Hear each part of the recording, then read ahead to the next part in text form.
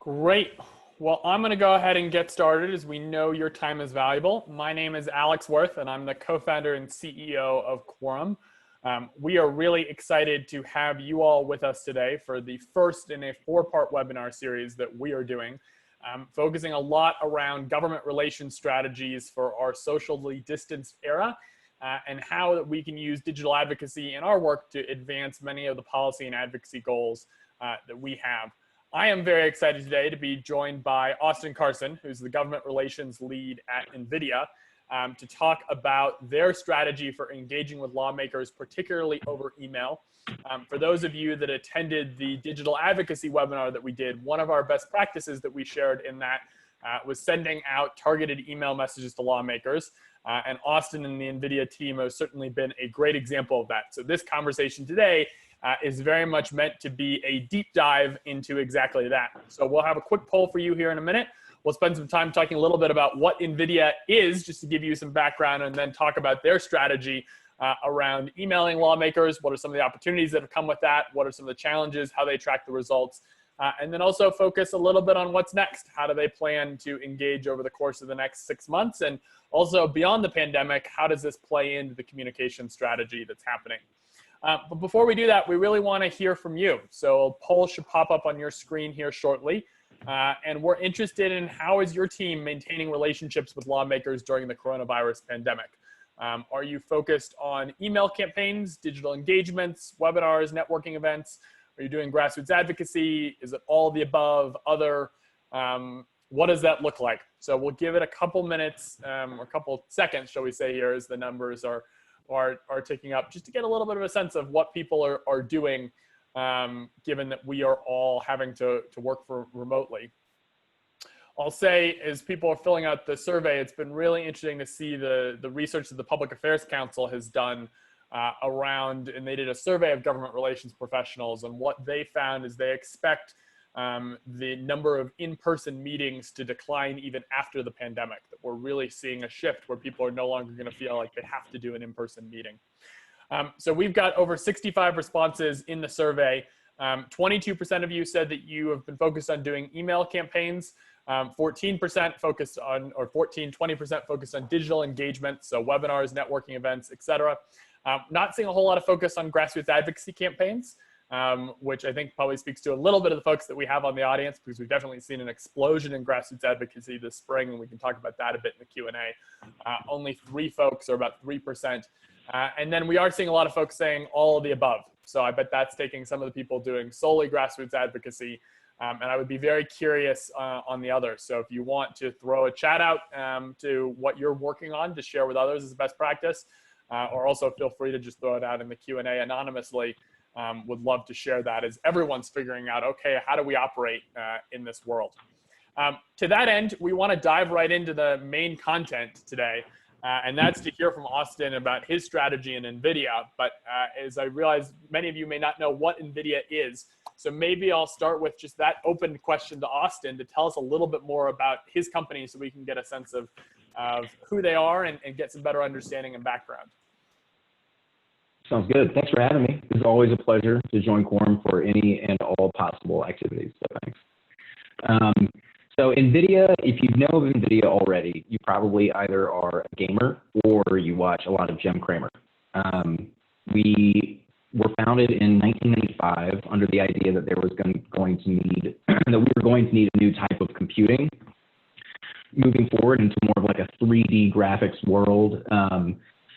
And we invented in 1999 something called the GPU, or graphical processing unit. Now there are 2 main, and it's a semiconductor. So I'll show you, this is the last generation of our GPUs.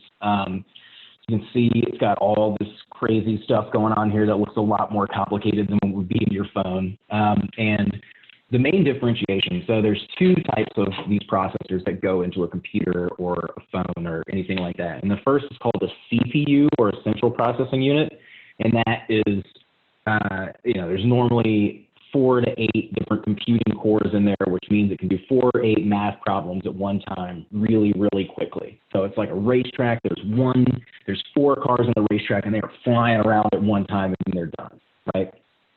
A GPU is designed originally to work with graphics. So if you think about how 3D graphics work, there's a ton of stuff happening at one time. There's the physics of it, there's all the textures, there's all the shading, there's the interaction with different parts of the world, and ultimately it's all created through, as all computing is, super complicated math. The difference is that that math needs to all happen at the same time instead of happening in sequence.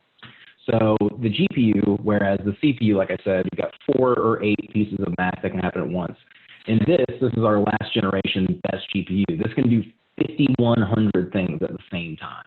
And so like the fastest supercomputer in the world right now is called Summit at Oak Ridge National Lab, and has 27,000 of these bad boys in there. So it is an incomprehensibly powerful and fast computer. And again, this technology all originated from video games. Now back in 2012, somebody realized that you could use our GPUs with an artificial intelligence algorithm and dramatically overperform from what had happened with manual programming, right? Whenever that happened, Jim Cramer started loving us. A lot of more people started knowing about us, and the company itself exploded in both importance and value and all that stuff. And now the vast majority of artificial intelligence, at least some stage of it, happens on those GPUs. So NVIDIA today, we are in all of the things that involve complicated computing. So you can think like autonomous vehicles, intelligent machines like drones, any massive simulation. You know, like one of the things that's happening right now on Oak Ridge National Lab is modeling and simulating out COVID to figure out, you know, how can we address it? What quirks in the structure of the virus or quirks in the structure of other related molecules can be used to deactivate like COVID and other diseases moving forward. So at this point, you know, moving forward, we've just crossed the point where it's not, we are more in the AI and the data center part than we are in the video games component. And from here, that will only increase as this type of computing, as artificial intelligence, is baked into more and more things. So we kind of touch everything. So it's funny that I'm the only person directly in DC in general, even when the world is open, because at this point you can think about it like the internet, right? Like the idea of doing tech or the internet as a policy thing is kind of silly because it's all things. And that's where we're getting into at this point, where the computers and the software that we make are increasingly a piece of everything. I mean, you can pretty much think of us as the engine for all the computing that happens with the next generation. Everything from here is going to need some form of that, whether it's ours, whether it's somebody else's, whatever. It's going to require a processor like that that can do a bunch of stuff at one time. So company is super nerds, 85% engineers across the entire company, which leaves only a couple thousand people to do literally everything else, which is why a lot of people are like me, where there's just one of us doing something that seems hilariously large and significant. But very cool. And if you ever want to dig into the nerdy part of any tech thing, our guys are the fun ones to talk to, because it will be hard for them to not dig into the nerdy side of it. Much of my job is translation, but that's quick and dirty. Anything I missed there, Alex? No, super helpful. Austin, one quick operational thing. We're getting a little bit of choppiness on your audio. Oh, really? So I'm not sure, maybe if you either take the headset off or put it back on. I also sent you let me switch over to computer audio. I think that would be great. But just to kind of recap what Austin said, what I think is so interesting here. One, fascinating company. This is part of what I love about government affairs, is just the breadth of what we get to learn about and see and interact with is I think so much significant, just because we touch almost every industry. But also, Austin is a one-man show, and that it is really just him in Washington who is responsible for all the engagements with NVIDIA. And then also the part about translation, of realizing that, you know, I think if you're like me and I'm on the techie side, I probably got 70% of what Austin did. I only imagine the challenge that he has in terms of communicating that to senior lawmakers. So I think that's kind of interesting as it comes to our conversation today. Austin, hey, Alex, is that any better? Can you hear me now? Oh, that is so much better. Okay, good. Awesome. We really appreciate that. So Austin, I think kind of the question is, you know, how have you and your team and NVIDIA been impacted by this pandemic that we're all experiencing and living through? Right. So on one hand,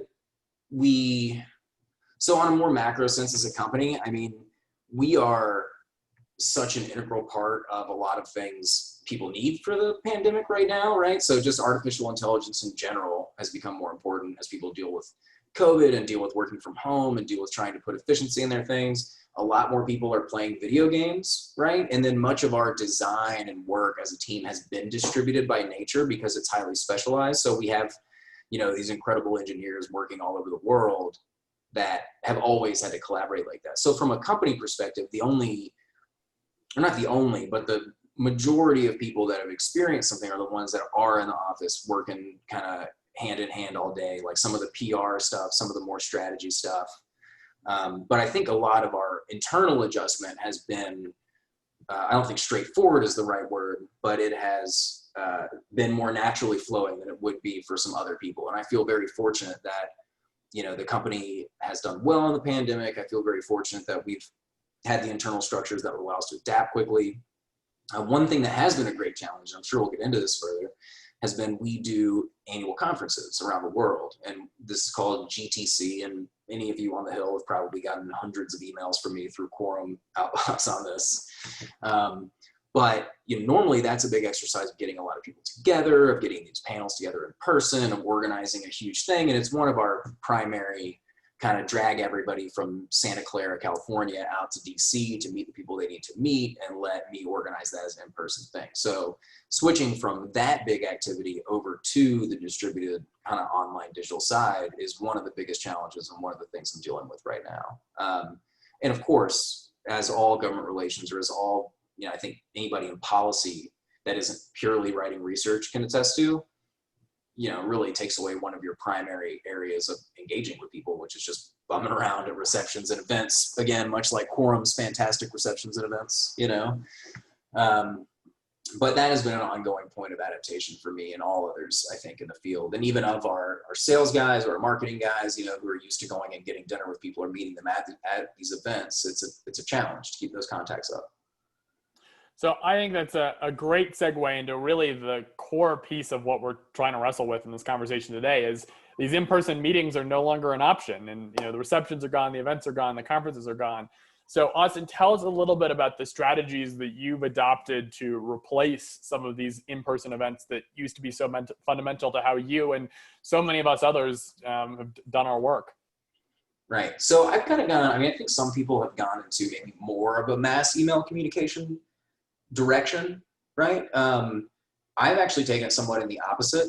I've tried to replicate more of what it would be with a small happy hour or with a kind of smaller event, getting communications sent out to 10 to 50 to 100 people at a given time, which of course Outbox is helpful for because I have a lot of these tagged sub lists in there of like, okay, these are just my buddies that do AI happy hours. These people want a broader tech communication. And I've done that. And a lot of it has also just been moving back to cell phones, right? Just making phone calls to people, shooting text messages to people. And since I am an outdoor activity person naturally, it's like I'm longboarding around town and I'll just text to people that I might know, like, oh, we haven't talked in forever. Let's come outside, take a mask wearing walk and talk, which is, the closest analog we have these days. But a consideration has been, an interesting one is people are all adapting to doing more mass or digital communication, right? So it's easier and easier to fall through the cracks in that, especially if people aren't expecting you to communicate with them in that way, or they don't know to try to dig you out of the mix. And so I think, one of the features I do find very helpful about Outbox, and I know you guys are I think this is probably something you want to talk about later, is that it's easier for me to communicate in a more natural way. So I'm not just sending the same forwarded or the same formatted newsletter thing with the same kind of headline as everybody else. I can keep it more personal and make it more accessible, which I think has been my focus now. I'm moving forward now that we've had some big, projects work out successfully, now that we've done a lot of meaningful work with COVID, I didn't want to communicate and act like, oh, hey, we have the answer, look how awesome we are. Because I know everybody was saying what they were doing with COVID or with anti-racism or something like that. And our thing as a company and my thing as an individual is I'm not going to try to put more into the just ether of random email communication until I have something valuable, right? So it's let me focus a lot more on the value proposition. of my communications, but also think about it in like that targeted way, if that makes sense. Yeah. No, I think that certainly does. And I think you're spot on there on a couple of themes of realizing, one, there's a lot of communication that's coming at folks. And luckily, I think people have more time as they're not traveling and not out to be able to process the communication. But also, you got to balance that with no one wants to sit and reply to emails all day. And so how do you really have something of value? I think you mentioned a couple of different things and would love to really get into kind of the nitty gritty of the strategy. So maybe we start with just the questions on lists. You mentioned you've got a number of lists of different staffers and lawmakers. Can you tell us a little bit about that? How have you thought about organizing it and using, the sub lists of who you choose to send emails to? And also, how does one end up on one of those lists? So I kind of think about it as general opt-in, if that makes sense. Not to say that I'm sending people opt-in emails to have them opt in, but more like my whole explanation about GPUs and NVIDIA, that was like definitely scratching the surface and me bouncing between trying to accommodate lower levels of knowledge on the topic and not, right? But there are, let's say there are 30 or 40 congressional staff that do want to dig in deep, that they love that kind of nerdiness and that nuance. And I know because we've had conversations about it over time, right? So I've already pre-constructed most of those lists of people that are super high interest. And there's people that are interested and would like to hear about it, but they're not trying to dig way deep into it. Then there's folks that just cover the issue areas in general, right? Of course, which are largely auto-generated by Quorum. And then I might add to them or add one of the prior lists to that. But I would do more, and this is something that I'm going to have to pivot back to shortly.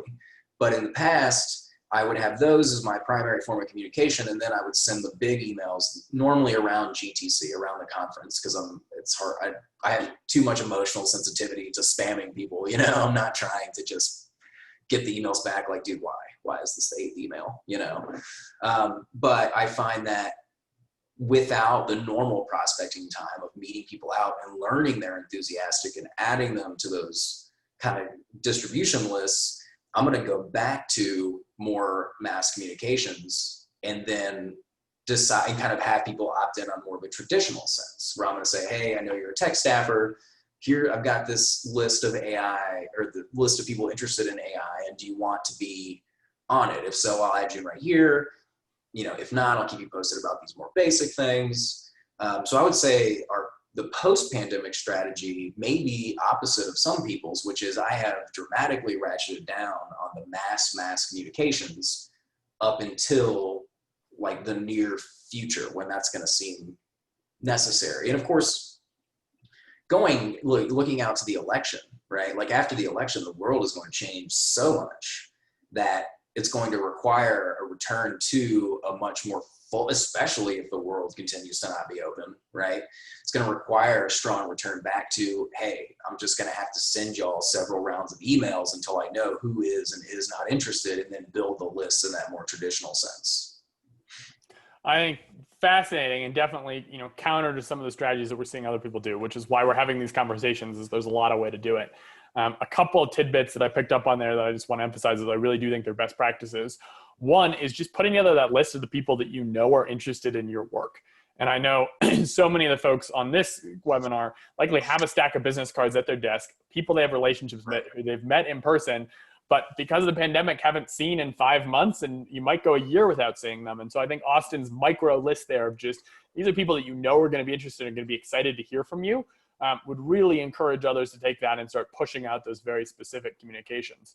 I think the second piece of it is that, as Austin mentioned, you can be really targeted in that strategy. So every staffer on Capitol Hill has a series of issue areas, and most software platforms, Quorum and others, should be able to filter down by issue area. So you can just send it out to tech staffers, or just to people that work on agriculture or the environment or whatever the issue in particular is. And that helps to narrow it so you feel like you're getting the information out. And then the last two pieces of it is then hearing, okay, who's actually interested in learning more?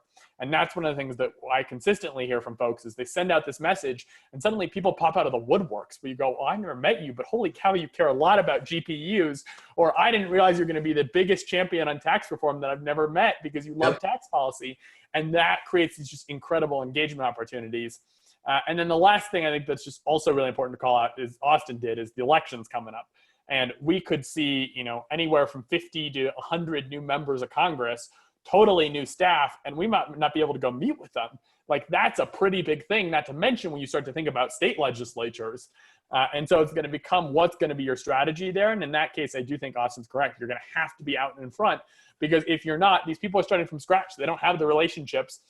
And honestly, I would expect that they're going to jump at opportunities to engage if you can be a resource to them, but you're going to need to be in your inbox. Austin, I want to talk a little bit on something you touched on previously, which is the personalization element of it.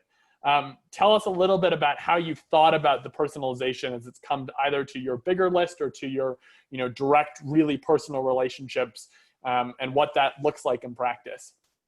So I want to do that and also respond to a question in the chat too from Kirk Wilson about, he says, I just took over a new job during the pandemic, don't have ongoing relations with many on the Hill. How can I use email to forge those relationships? Because I actually think it's the same question on a certain base, which is, I know that I can talk about this shit forever. And I want to find a person that would love hearing me talk about AI forever, right? But for most people, there's a value proposition involved, right? There's a value proposition of maybe they do really love the technology or technology in general. And those are the people that you want to find that you're talking about, maybe your biggest advocate, right?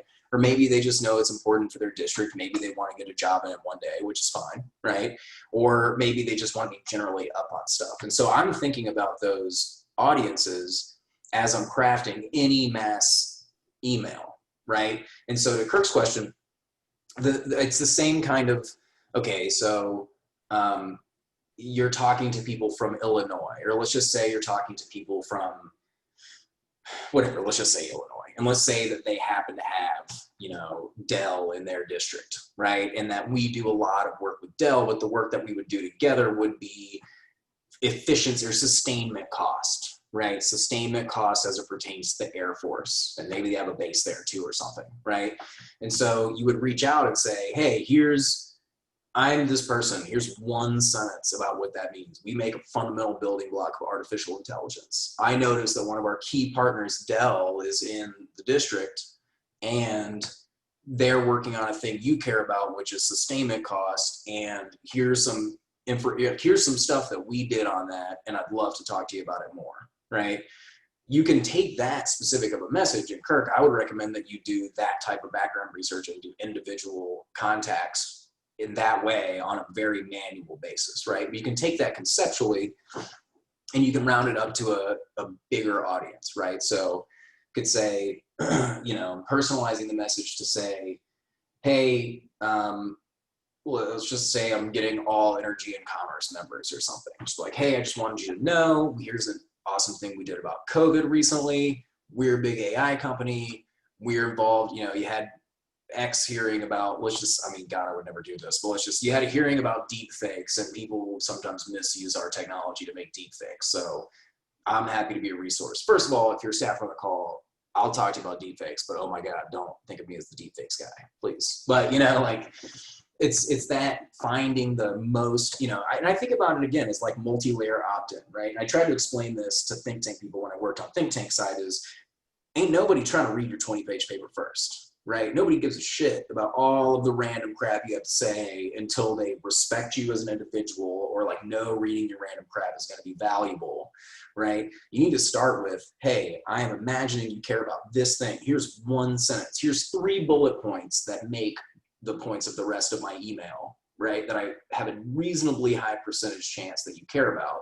Oh, and if you want to read the next page of my email, they're under those bullets, right? So I think the quicker you can get something that you know that they care about, and that you can try to think about that, and at least take 5 minutes, take 10 minutes and really think about that. Because you'll feel like you thought about it, but you'll find out that you did not actually think about it that hard unless you take an actual 5 or 10 minutes. And so I just do that in tiers, right? Sometimes I'll go with the highest level value proposition and the broadest audience, right? And still try to give them those opt-in points. But then I might cut it down into just energy and commerce members, or just people from, we did a thing with the state of Florida recently where we one of our co-founders went there, and we wanted to figure out the best way to help them. And because we really are true believers in our stuff, we gave the state of Florida, the University of Florida, a massive supercomputer that we built for them. It's like the fastest, most powerful AI supercomputer in all of academia. You would never think the University of Florida is now an AI powerhouse, and the rest of the country is going to turn to UF for capacity for AI. You'd never think that, right? But now I have however many members of Congress, and I'm like total of like 20 elected officials and all the relevant staff that I can send out a message saying, hey, if you know me or not, I want you to know that you can now be proud of your state, and you can now, as a staffer, have AI as your main issue in this context. And I'm here to tell you anything you want to know about it. If you don't, cool. But here's easy top line information. Here's 2 points where this might be advantageous to you, and I'm happy to help you make it more advantageous to you. And I'll probably ping you a time or two again about it. But I feel like, again, it's kind of this, think about their perspective and give them multiple opportunities to opt in throughout the message and the series of messages, just intellectually and emotionally, not necessarily like a click-in thing, if that makes sense. I love that, Austin. I think the University of Florida example is so wonderful. And what I often tell folks is, like, your companies are doing this on a weekly or monthly basis, where they're making big announcements that have impacts in congressional districts. And so I would encourage you to just go to the corporate press release page of your company's website and read through what they're doing, because something as simple as, hey, we gave University of Florida a supercomputer, suddenly becomes this awesome engagement opportunity for every chief of staff or press secretary in Florida. The other fun best practice that you can do here is offer a sample tweet to allow them to say, super excited about the new UF and NVIDIA partnership. And then suddenly all these members of Congress are tweeting about it. And for them, it's a source of state pride. And for you, it's a positive engagement opportunity that you've just been able to foster. And that's a good point too. Do the work for them as much as you can, right? You're not trying to come in there and be presumptuous. But when I was on the Hill, if somebody sent me a message knowing that I would both care about it, and then an idea that I might want to proceed either by highlighting it in social media or by engaging on a potential opportunity, right?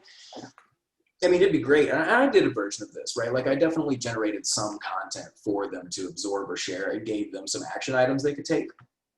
But if you can just say, hey, here is a gift for you. It benefits me, but obviously in a way that at least equally benefits you and is intellectually honest, you're never going to come across as presumptuous, right? You're not going to come across as being an ass, because you're giving them something that's in the exact value proposition that they need to then turn around and give to their boss. So I think pre-drafting content, pre-doing the work is always great. And again, you get those bullet points of like, why does this matter to you?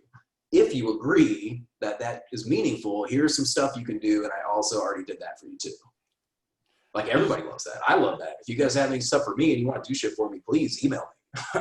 I'd love it, So, and Austin hits on a key piece of government relations strategy of, I think so much of government relations ends up being much more of taking from people of, can I do this? Can you help me? Could you add this to the bill? Would you do this event? Versus how do you make it about giving and actually saying, let me help you and let me give you some information. And there's a great kind of conceptual business book called Adam Grant about how giving is the secret to success. And there's a good New York Times piece on it that, so Adam Grant, Give and Take, and you can dive into it, but it's all about this personality. And I think the more that you can embody in your work giving and helping out lawmakers, the more successful you're going to be. The only other item I would say on this that we've seen companies and organizations do to a lot of success is look where natural disasters are happening. Because in the same way, when a natural disaster happens, members of Congress are looking to be helpful. And if you have got assets or an individual impact in that district and things that are going to matter to your customers, those are members of Congress constituents. And there's some great examples here of the work that Walmart does, where a hurricane comes in and they're actively sending messages out to lawmakers at the federal and state level about their hurricane response, whether that's we're closing stores or stores are now open, or we've got bottled water at this facility and generators, or here's what we're doing to prepare. And then also afterwards, if they're giving grants or relief, whether it's a hurricane, wildfires, flooding, whatever it may be, lawmakers are then turning around and sharing that because they want their constituents to know that help is coming. And we've seen a lot of success of engagement there. And especially also if you're new and don't have a relationship, When there's a natural disaster happening, it's all hands on deck, and it's not, oh, I'm going to do this to feel good. It's like, no, we need to do this now. And so that's a really easy and significant win. Yeah, I'm gonna turn to, I got a question from Kai McGuire, and I'll turn to it real quick. I may have already answered it sufficiently previously, but asked what sort of content am I sending out, and how do I thread the needle between spamming people and staying in touch with Hill staffers? So I am going to be somewhat of a unique case in this compared to some. Some people they just have to email people at a certain amount of time. They get an edict from up top. This thing happened. I need you to get, who knows, this many opens, or we need to generate this activity, but you have to just hammer people on it. It never happens for me, right? Like, I'm the one that decides when I email stuff and what I email. And because my strategy has always been one of trying to go with people who are already enthusiastic, or if I need to make them enthusiastic because they'll matter. But I mean, I don't even really actively lobby on anything, right? So for me, I'm just trying to find out who wants to know about this. What can I give them? What information can I give to them that will help them and their boss? That also helps me that they know about this, right? And then a huge part of my job is just having people understand what AI is, and then maybe what they should do about it. But I'm not here to tell you do or don't do this with a bill or anything. So I'm always looking at it from a value proposition, with the exception of my conference, where I just have to get people there, and it's a pain in the ass to get people to go over to the Ronald Reagan building, in which instance this year may actually be better.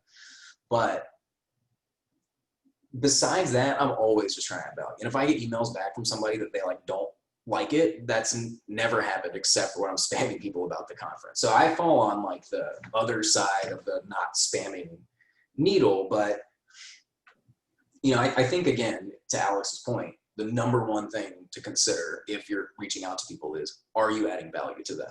If you're adding value to them and you're doing it in a way that doesn't require them to chew through your email to pull out the value, they're going to almost always appreciate it. And that's why I cannot overemphasize the point of all the stuff you're writing, whatever it is that you're writing and putting together, think about it for an extra 10 minutes and try to cut everything out of it that you can. Everything that is not adding value, everything that is not teaching them something or presenting something of value to them, cut it. Do bullet points at the top, do one sentence paragraphs at the top, you don't have to go that extreme, of course, but if you're thinking you're on the point of spamming, or that's possible, then aggressively start cutting. And then even if you have to email them a lot, at least your emails are going to come in straight to the point and hopefully give them something valuable. I think that's great advice. I saw there was another question that came up about how do you know when too much and when you might be spamming. The advice that we usually give our clients is focus on emailing if you're sharing productively information once a month. Because if you're worried about spamming, you send it once a month, that's 12 emails a year. If there's a 30-40% open rate, that means people are only hearing from you 3 or 4 times.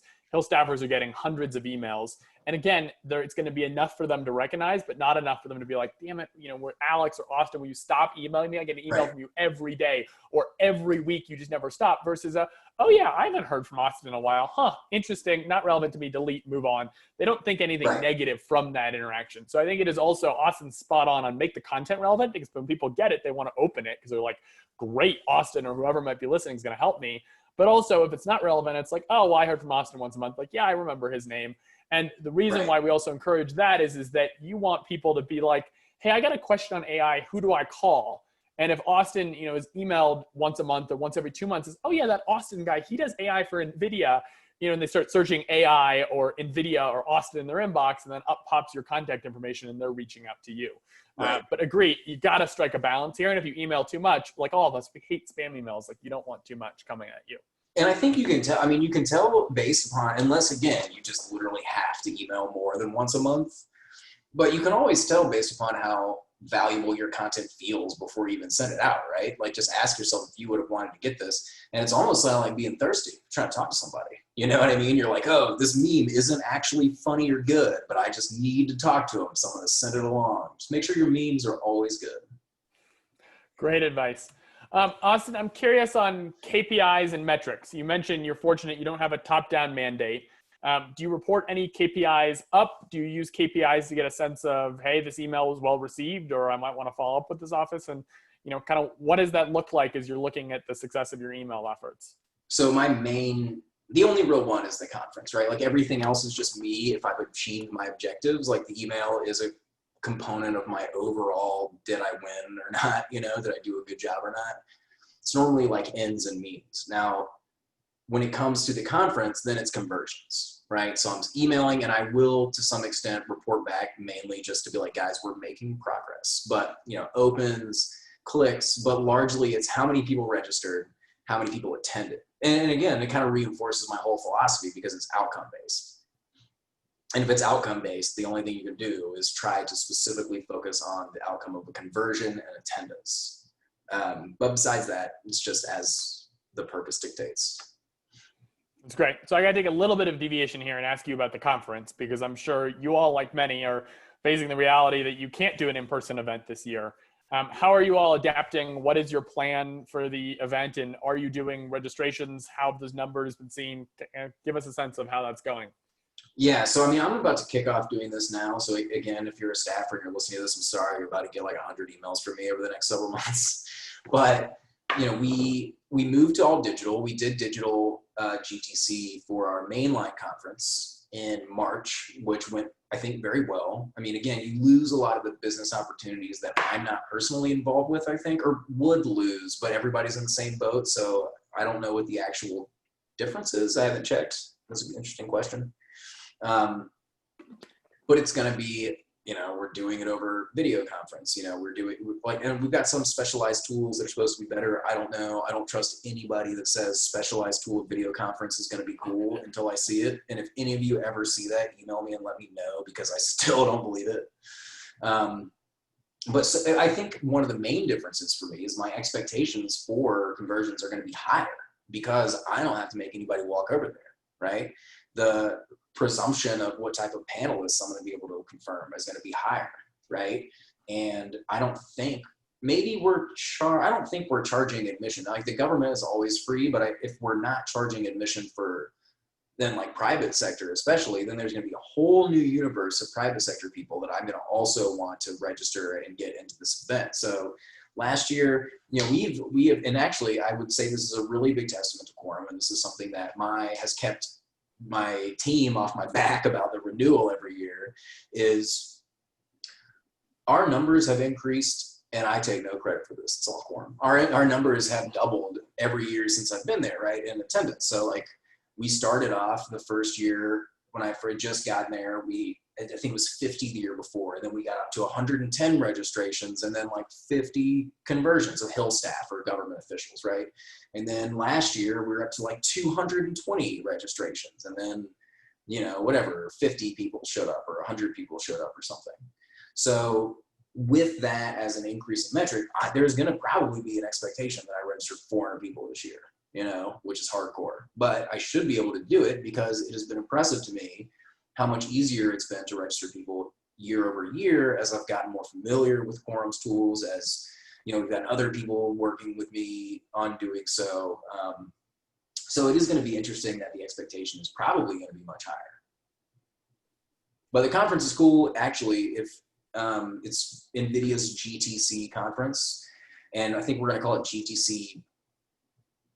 Now that I'm thinking about it, I'm like, GTC West, but that can't be right. It's got to be GTC East. Anyways, but so we've got these conferences, and we'll bring in people that are both on a technical basis and on like an operational basis, and then an ARC sense of policy basis, to discuss both like artificial intelligence from a development perspective, from like an overarching research or state of the economy perspective, and then bringing in some of the policy questions. So I anticipate, last year we had, the head of NIST IT lab, we had some members of Congress, we had some folks from OSTP, we had some folks from DOE and from NSF.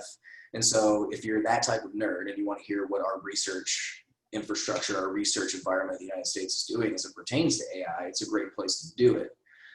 But it also is a place where we do a ton of training. So normally we bring people in for in-person workshops to learn about artificial intelligence for healthcare or robotics or agriculture, whatever along those lines. And it's going to be interesting, and I think probably helpful this year, because it's going to be a more decentralized, distributed system, so that everyone's going to have to adjust away from the in-person workshops to more of like a MOOC, like Coursera kind of environment. And I think that's going to be good for everybody. I think that's going to be good maybe for the country on the whole, because we and every other company are going to have to adjust and learn, like, how do you do that as effectively as possible? And then it's no longer going to fall into, oh, if you're in San Francisco or New York or DC or wherever, then you can go to this conference. But if you aren't, then whatever. You know, I think it's going to actually be really helpful with kind of distribution of opportunity. That's great. And it plays a little bit into the next question, but the only quick thing I want to add there is that obviously virtual conference, awesome opportunity to engage and bring stakeholders to. The other big thing that we've seen with our clients is a lot of folks doing webinars where they just put together an awesome panel of individuals and send it out on Capitol Hill and offer it as a resource. So again, in that giving and provide a resource. And then they've seen great engagement either with staff on Capitol Hill or state legislators who are actually want to call in and learn more. And there's a case study on our website from our work with S&P Global, who's been doing this with their macroeconomic research, which obviously everyone right now wants to know what's going to happen with the stock market and the economy, especially lawmakers, and they're getting dozens of staffers to actually be able to participate in those webinars. But it's super relevant as you think about the people that are working across the industries that you're trying to advocate on behalf of, where the staff want to know what's going on and you can provide them with that resource and learning opportunity and do it in a pretty easy environment and honestly do a Zoom webinar just like this. Mm-hmm. Austin, I'm curious, we've touched a little bit on this, but I want to ask the direct question.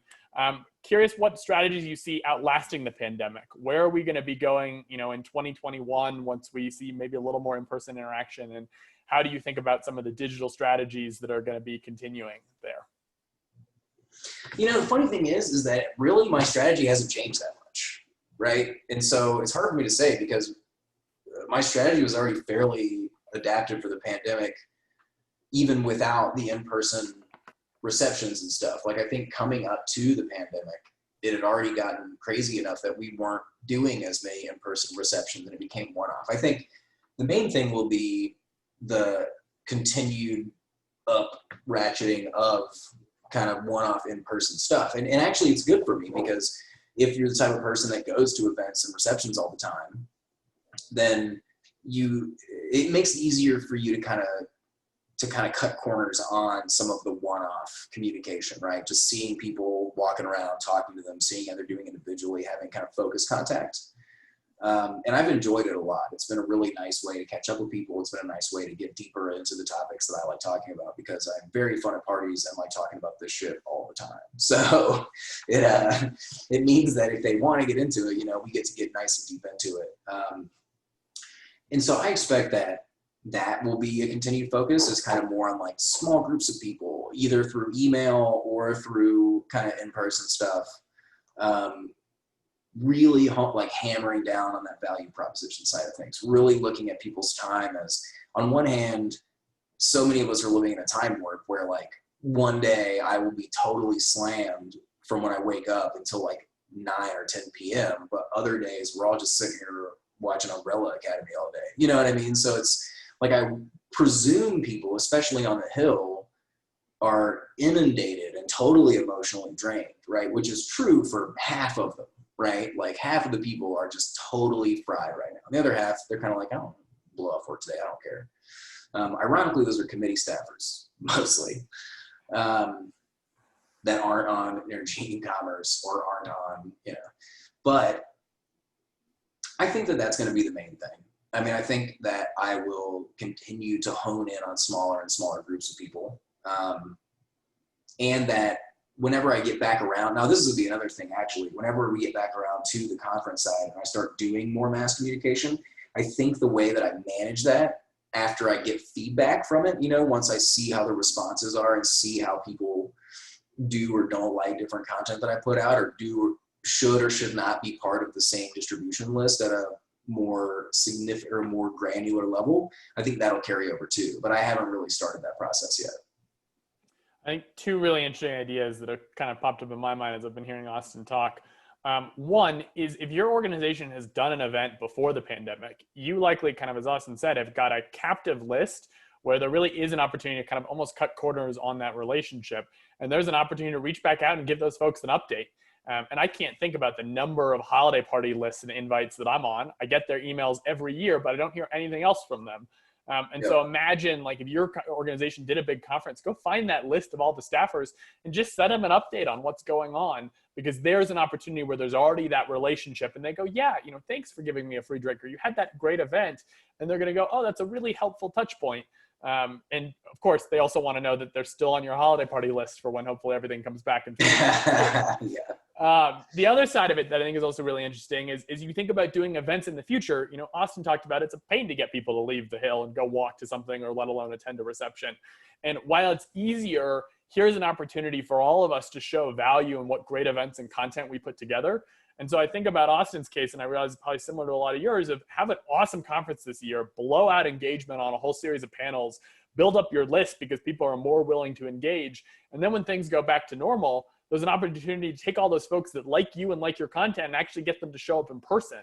And so you can almost look at this as, rather than as a pause on your engagement efforts, an opportunity for acceleration. So I think that's right. And that's actually an important point, which is now that the barrier to entry is lowered for people, right? Like on one hand, we're all kind of exhausted by video conferences, but on the other hand, people are way more likely to click into something for 5 or 10 minutes than they are to walk all the way down the street and then like feel committed to sitting in this conference all day, right? So you're going to be able to engage with people who think who may actually really be into your content, like Alex is saying, but normally would be like, I don't know, I'm not leaving walking down the street, I don't care.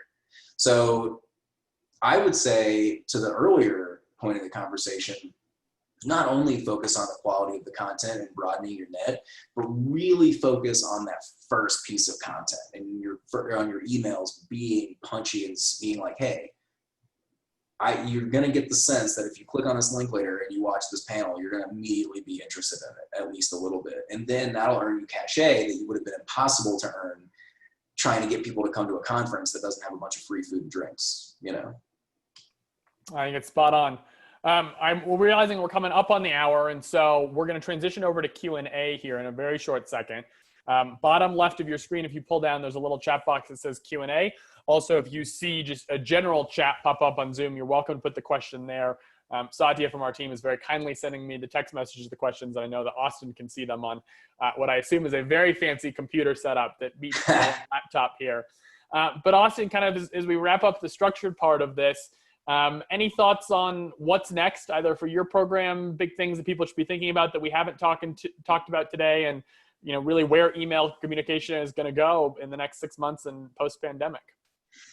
Whew, it's a big question, man. I'm like, if you're looking at 6 months from now, you're a braver man than I am.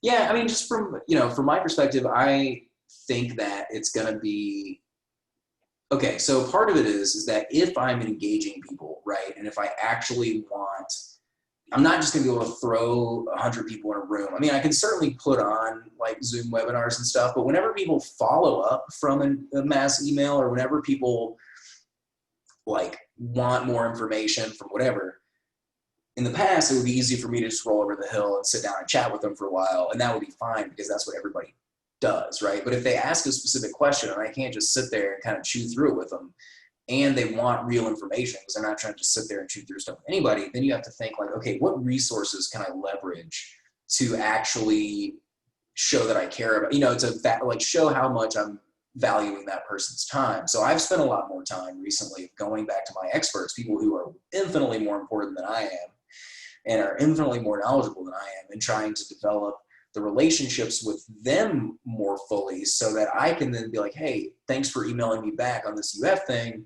Here is our head of all supercomputing architecture. He knows more about this shit than almost anybody in the world.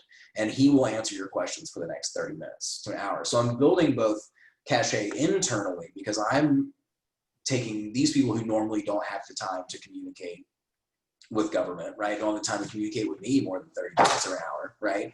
And then I am taking some of their additional time and then giving it to the staff. So they're respectively both learning about each other, right? So then in the future, my internal people are way more happy to go have conversations with whatever random staff or government people I want to connect them with.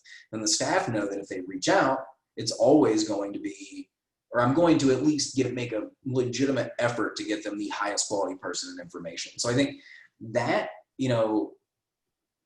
not to say that I think that it continues, I think that we will get more and more back to normal. And at least some people will start going to the office. I mean, I don't know. I always say follow Google. If Google says we're not getting back into the office until mid 2021, we probably ain't getting back in offices until mid 2021, you know? But I think people will start doing more of a measured thing. Of course, a lot of the staff are unfortunately still in offices, but I think it'll become more, it'll be like a slide. It'll be like kind of you know, like a slow incline. But I would say that is my biggest benefit that I've seen, and also what I hope will carry forward, which is cachet on both sides and developing the relationships to give a higher quality and more specific information. I'm not sure how transferable that is, but I think it's just an awesome point. And I think that's one of the things that we often forget just in our roles is that a House or Senate email address, really no matter who it is, people get excited about. And if you're part of your corporate or association or nonprofit outside of DC, and you know, you could tell your family, oh yeah, I'm briefing a staffer on Capitol Hill today. No, actually, I'm going to push back on that. I'm actually going to really? push back. So the funny thing about it is that it's fucking not, right? Like most people don't understand why it matters, right? Like I'll email people, like, especially when they're in the heat of it. Normally there's just so many people and I'm like, hey, unless it's like, hey, this is Nancy Pelosi's main person, you know, or whoever's main person. And even then they probably still don't really have context. So what's an opportunity for me to do is to come in and say, hey, this person, they and their boss are like specifically interested in this thing, and explaining it to them and engaging with them is a meaningful opportunity, and you will enjoy it and they will enjoy it. And then because they have more bandwidth, I am now teaching them that when I come to them with a staffer that I want them to brief, that now they get why it's important.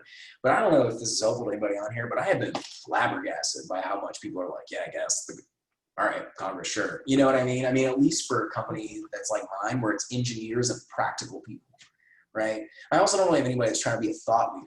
You know what I mean? So maybe that's part of what makes it different, is that it's very practical people. But like I said, I think it's an opportunity to reinforce for the people inside that your value proposition to them, even when the world is more active, is like stands. But I'm not sure how much people have seen that on their own companies, but I've been kind of amazed by how much it's required effort to be like, hey, these are important conversations, you know?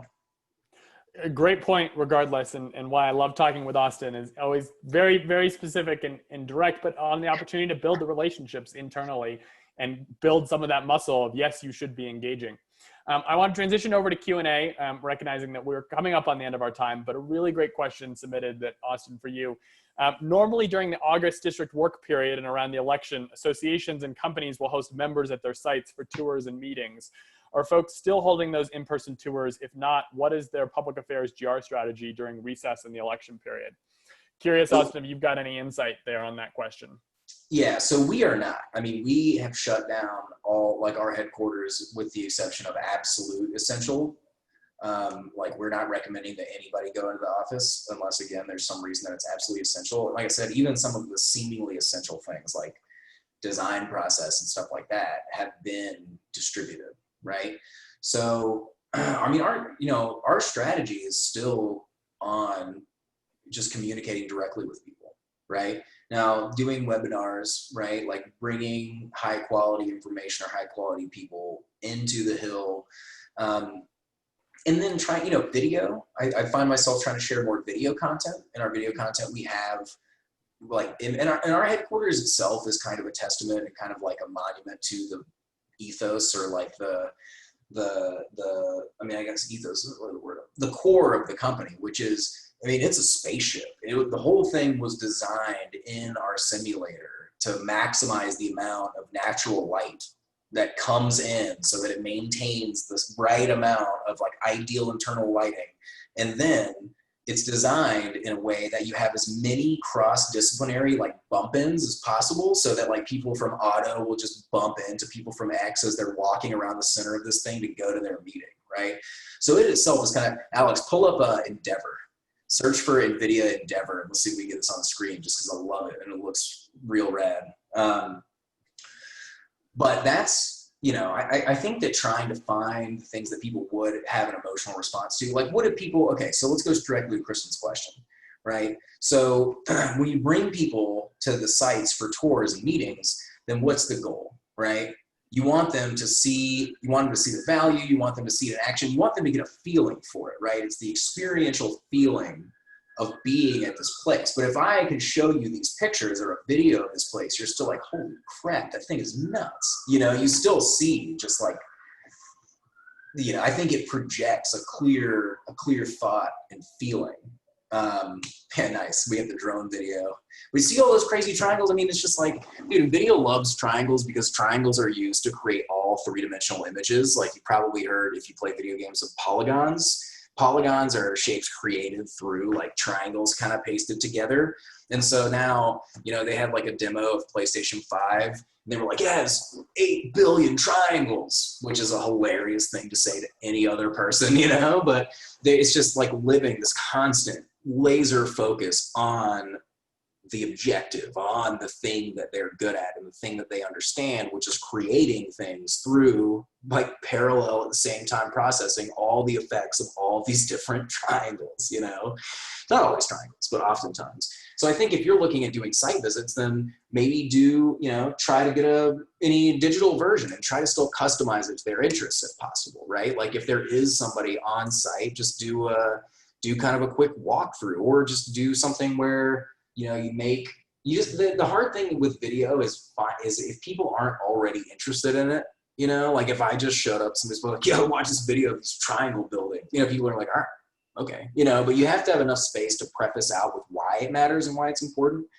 So and I think if you're a trade association in particular, I would say, you know, go back to the member companies, right? Like ask the member companies like, hey, how are you projecting your company in this time? Because they have certainly put way more time and effort into it than like to thinking about that on an individual level than the, you know, the consultant or the trade association has, and their resource on it is going to be much higher, right? So I would see like, and they're certainly thinking about it from this branding and positioning standpoint. So you can see, okay, they are finding in their work on their like sustaining their branding and positioning, these are things that must be conveyed, right? Here are ways that we have found we can effectively convey them in this environment. And then all your real job is okay, how do I translate that? How do I kind of twist that into the space that we operate in? And that's, I think, easily the most direct way to go about it. Great advice. I realize we're at the top of the hour, so I've got two things just to wrap us up. The first is a reminder, we're going to be back here on the webinar tomorrow, 2 p.m. Eastern, to talk with the Fidelity team about their policy Twitter account, which is one of our favorite digital engagement strategies. They recently launched it, and so we're going to walk through the process of what they went into launching it, their strategy for engaging with lawmakers online on Twitter, and hear a little bit more from that team. So we would invite you to join us, quorum.us/webinars, same registration process that you used for this webinar. And then the last thing that we've got today is we'd ask you to take the following survey that should pop up pretty quickly here on your screen, to let us know both how we did with this, whether or not you want a copy of today's presentation and slides, as well as an opportunity for the recording of this webinar. And then also if you're interested in continuing to hear more from the Quorum team. But with that, a big thank you to Austin for joining us today and for his time. This conversation has been delightful. And I certainly hope together that we can be together in person with the folks that are on this webinar, as well as with Austin, for a drink sometime soon post-pandemic.